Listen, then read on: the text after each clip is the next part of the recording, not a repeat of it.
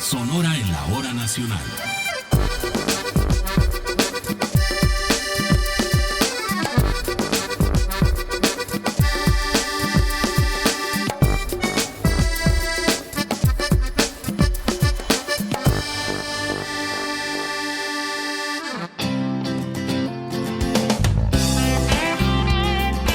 ¿Qué tal? ¿Cómo están? Muy buenas noches. Soy Elsa Núñez Esquer. Les saludo y doy la bienvenida a Sonora en la Hora Nacional.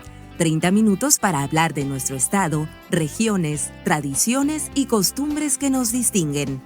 Este domingo llegaremos al municipio de Suaqui Grande. Recordaremos hechos relevantes que ocurrieron en el estado y tendremos una entrevista con el autor del libro Nacosari de García, 3 siglos de historia y minería. Acompáñenos. Esta noche nos acompaña Ernesto Ibarra, autor del libro Nacosari de García, 3 siglos de historia y minería.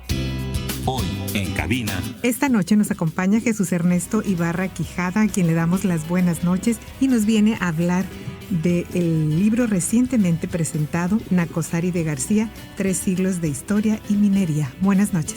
Buenas noches, muchas gracias por la invitación, Soina. Agradezco el espacio y saludo al auditorio. Bien, pues tenemos mucha gente que nos escucha ahí en tu tierra, en Nacosari. Sí. Y este libro, bueno, tú tienes estudios en ciencias políticas con énfasis en historia y políticas públicas por la Universidad de Arizona en Estados Unidos, pero también eres miembro activo de la Sociedad Sonorense de Historia, donde presentaste este libro recientemente. Y has colaborado también con el Departamento de Historia y Antropología de la Unison y con proyectos relacionados con la historia de Nacosari y de Pilares. Así es. Entonces, ambos pueblos. Te dedicas a la investigación, el rescate y la difusión de la historia de ahí, de Nacosari de García. La historia regional más enfocada en lo que es Nacosari y Pilares de Nacosari. Bien, la minería fue lo que más te atrapó, o en sí la historia de tu tierra. En sí la historia del pueblo, porque desde su fundación, si hablamos y nos remontamos hasta mediados del siglo XVII, hasta nuestros días, pues sigue siendo la minería una de las principales actividades económicas que guía el desarrollo industrial, la economía local, no solo a nivel estatal, sino a nivel nacional. Bien, y además, hay un héroe de Nacosari. Exacto. ¿Verdad? Que también es el héroe de la humanidad. De ello también hablas en el libro. Exactamente, no podemos dejar de lado un capítulo muy importante dedicado a Jesús García. Con mucho respeto, con mucho orgullo, se dedica un capítulo entero al héroe de Nacosari. Sin embargo, cuando hablamos de la historia de Nacosari, cuando se habla a nivel local, estatal, nacional inclusive, cuando se menciona Nacosari y su historia, se describe o se enfoca únicamente en el héroe de Nacosari. Y no es para menos, porque el día siguiente de la tragedia, en noviembre de 1907, pues la noticia llegó a las páginas del New York Times. No es para menos. Pero hay poca gente, a reserva de investigadores y académicos, que saben que antes de Jesús García, que antes de 1907, pues había ya más de 200 años de historia de la minería en la región de Nacosari. Una región importantísima, no solo en Sonora, sino en el norte de México.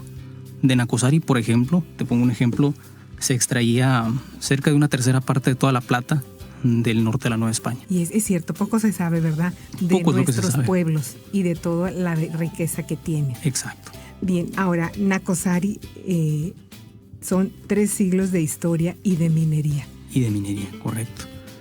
En tus investigaciones, ¿es lo que más ha resaltado la minería dentro de este pueblo? Indiscutiblemente, porque desde sus inicios, desde su fundación, Nacosari se concibió desde el principio como un pueblo dedicado a la actividad minera. Completamente, porque a diferencia de los pueblos aledaños, pues en Nacosari las condiciones no permiten las actividades agrícolas, por ejemplo, a gran escala. Y desde su fundación hasta el día de hoy la actividad sigue siendo la minería. ¿Y el ferrocarril qué importancia tuvo? El ferrocarril marcó una etapa muy importante en la historia de Nacosari, desde su llegada, desde que se constituyó el ferrocarril en Nacosari a finales del siglo XIX, pues hasta su desaparición ya en el año 2000, pero indiscutiblemente marcó una etapa muy importante en la historia de los nacosarenses.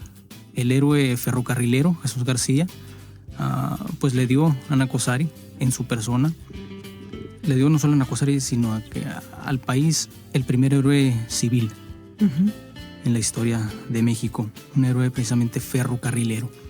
Y en mi libro incluyo un capítulo dedicado completamente a la historia del ferrocarril, porque si vamos a hablar del héroe de Nacosari, del héroe ferrocarrilero, hay que entender la historia del ferrocarril. Bueno, y además hablas de un nuevo pueblo, una nueva historia. ¿Tú concebirías Nacosari sin la minería?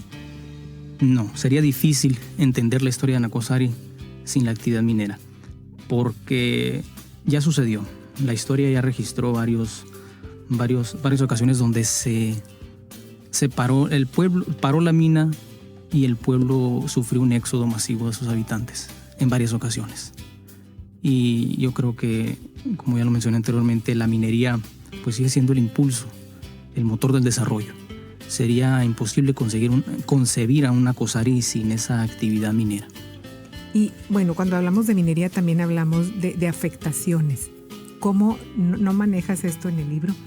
¿Cómo el pueblo sí se beneficia con la minería y todo el derrame que hay ahí? Pero también se cree, y los ambientalistas pelean esta parte donde hay minas, hay algún deterioro ambiental. Claro, de hecho, y lo incluyo en mi libro, incluyo un breve pasaje sobre eso, que a pesar de que la empresa estadounidense que fundó el Nacosari moderno pues trajo varios beneficios colaterales a la población, pues también incurrió en daños al medio ambiente. En ausencia de un marco jurídico en aquella época que regulara la contaminación, los contaminantes o las empresas, pues por ejemplo los residuos de la empresa, los residuos de la minería se depositaban directamente sobre el río, por ejemplo, ¿no? Sí. Bueno, ahora la minería trajo beneficios en este caso que no había en otros pueblos sonorenses, ¿como cuáles? Muy buena pregunta, porque como lo dije anteriormente, eran beneficios colaterales, que no necesariamente la empresa estaba obligada a dar ciertos beneficios a la población, sin embargo lo hacía. Te pongo un ejemplo. Pilares de Nacosari. En la década de los 20, Pilares de Nacosari contaba con un cine con la tecnología más avanzada de la época, un gimnasio, que después se le llamó el club deportivo. Pero si nos vamos ya más a lo más importante, la electricidad, por ejemplo, que al iniciar el siglo XX en Nacosari empieza con electricidad. Con electricidad que se inició primero para las actividades de la mina, obviamente, pero también la población gozaba de alumbrado público, doméstico, sin costo alguno. Y había regiones que hasta después del siglo XX, ¿verdad? Mediados. Hay regiones, por ejemplo, hay pueblos de la sierra en Sonora que la electricidad llegó casi hasta los años 70, curiosamente. Y en Nacosari, al iniciar el siglo, para la década de 1900, contaba con la electricidad. Ese es uno de los beneficios de los que recibió el pueblo a partir de las actividades mineras con una empresa extranjera. Así es. Bueno, hablas del ferrocarril, de la tragedia que forjó al héroe de Nacosari. También hablas de Nacosari, su participación en la Revolución Mexicana, y de Silvestre Rodríguez, que adoptó a Nacosari también como su tierra. Exactamente. Decidí incluir un breve capítulo sobre la participación de Nacosari en la Revolución Mexicana porque, no obstante que Nacosari tuvo una participación importante en la Revolución, han sido pocos los historiadores que se han abocado a escribir sobre eso. Creo que uno de los historiadores que más ha escrito, que más ha mencionado a Nacosari en la Revolución es Héctor Aguilar Camín, por ejemplo, en su libro La Frontera Nómada, que en él describe ciertos detalles muy importantes sobre la participación de Nacosari en los eventos revolucionarios. Pero es poca la información y decidí incluir un capítulo.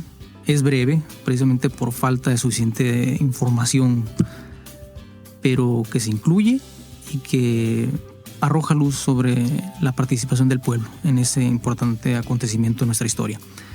Otro de los capítulos, como lo mencionabas, es dedicado a don Silvestre Rodríguez Olivares.